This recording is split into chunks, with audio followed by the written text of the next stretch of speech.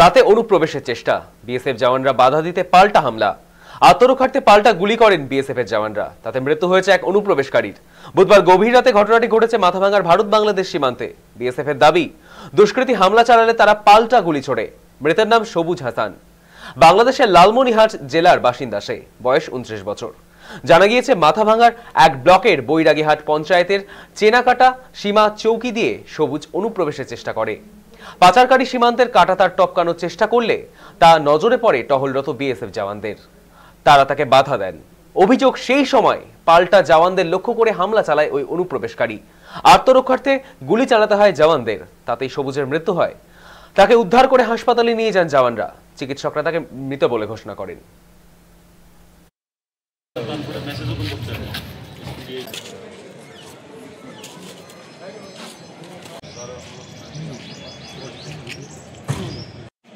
তোমাকে ওই ছেলে